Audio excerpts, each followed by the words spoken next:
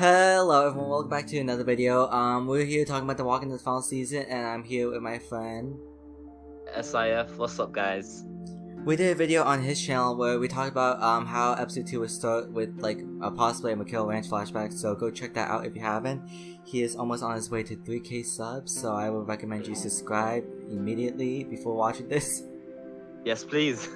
So basically what we're talking about in this video is Lewis and Violet. Telltale have mentioned in, I believe, Reddit that these people would be very important characters, and that in the end screen of the game of episode 1, they basically show relationship status, and it really shows that they're going to be important characters instead of just like one of the background characters like Ruby and the rest of the characters.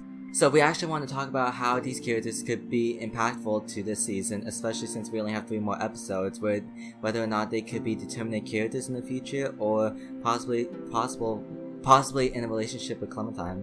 What do you think? In my opinion, I can see them definitely being some sort of determinate character or having that sort of role, because throughout the storyline, we see a definite contrast in the way they act. From the moment where they both go hunting, they have a little, like, even though it's obviously in a joking matter, it's some sort of tension where Lewis is like saying, "Oh, you've done better, Vi," but Clementine here did good. That little some sort of like tension.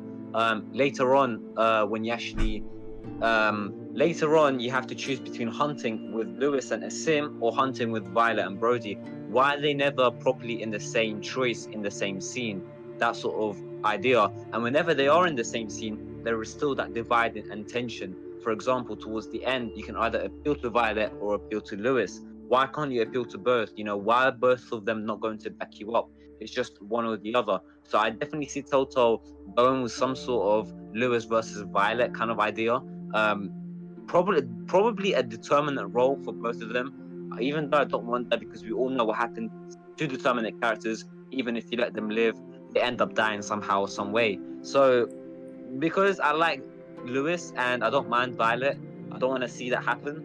But I definitely can see where Telltale are going with this. Yeah, and for people, I've been hearing a lot of people talking about that they actually want to romance with Lewis and Violet, and people are fine with Lewis from what I've heard recently, but I've heard another part of the side from the community that people don't really want Clem to romance with Violet because she's basically not like an LGBT, and people are worried that Telltale is just gonna force her, just like Javier being bisexual at the end, when really we didn't know until they confirmed it after A New Frontier ended. So what do you think about the romances? You see, romance options, in my opinion, they can be good or they can be bad. We've seen this obviously happen already.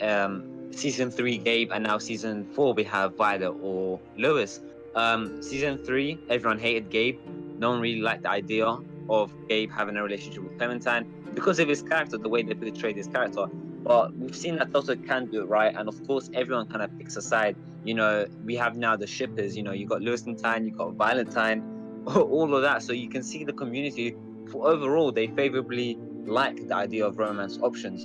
So do I think Telltale are actually forcing the lesbian or straight route? Not necessarily. I think it just depends on what character you like more. I can see definitely the relationship romance options very much affecting the storyline, and not just I don't mean in terms of choices that are so crazy. They're not like their choices, like, for example, them being dead or alive. If you had a romance with Lewis, it doesn't mean he might die. But more so the fact that the way each character treats you could be different. Now that is something we haven't seen since season 1. Season 1, every little dialogue option, or most dialogue options, really matter, and they kind of saved in a bank for later. For example, if you're nice to Kenny and support him throughout, in episode 4, he agrees to come help us save Clementine or find Clementine with you. We haven't seen that in season 2 or season 3. So perhaps this romance relationship option, maybe one person can actually work in your favor if you decide to have a relationship versus not having a relationship with them.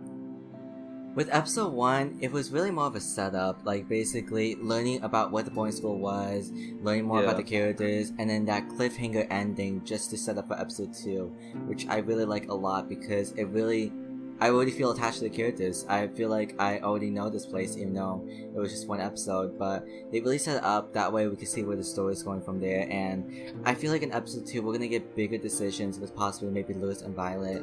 And I'm wondering with Lewis, because when you appeal to Lewis, I'm wondering how that's gonna affect the relationship with AJ, because obviously either way AJ shoots Marlon, but Lewis obviously liked AJ and because he shared his food, and like you said earlier, Violet actually let AJ have the crayons ultimately, but she still said that he could keep it, and they're really trying to make AJ kind of like an issue towards the relationship with Clem and Violet or Lewis. That's the way I see it so far. Yeah, I agree. I see AJ being as some sort of compass or like a balance scale on which side you kind of feel more heavier. Like you said, both characters do a lot for AJ, and of course, whoever does more for AJ, of course, Clementine's kind of gonna like him more. Violet, determinedly says, "Yo, it's fine. You can have the color and pencils," even though Ten will be disappointed later on. Lewis gives his food, not determinedly, but he gives it regardless, even though deep down he's hungry. This is a zombie apocalypse, so you can see both characters are happy with what happened. You can see with both characters, they want to please Clementine or make her feel at home. However, I think especially after episode 1 ending, I think it's going to be very different. Marlon, since Marlon died and the truth came out where Sophie and Minerva possibly could be alive, Lewis is obviously going to be very sad for his best friend. Violet could be more happy or kind of angry or just eager to go and try rescue them. So in my opinion, I see AJ kind of being unsure of what to do because he killed Marlon, and as you can see, he kind of triggered 2 different emotions right there. So will he trigger more emotions? Possibly, in my opinion.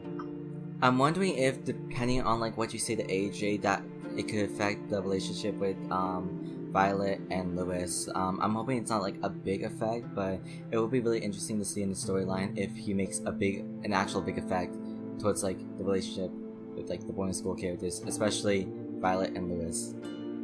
Anyways, that's all I'm going to talk about for today, and I hope you guys enjoyed this video. Make sure to go check out SIF's video on basically how episode 2 of the final season will start out. We discussed a little bit about flashbacks, if that could be a big role towards the beginning of the episode, so I recommend you check it out and subscribe to him because he's awesome. Thank you very much. It's been a pleasure to collab once again with Percy. Make sure to subscribe and get him to 1.5k to 2k. We're trying to get as many subs for him because he deserves a lot of attention, a lot of views, a lot of likes, a lot of attention, a lot of comments, everything like that. But yeah, thank you, Percy, for collabing with me. No problem. And I'll see you whenever I see you.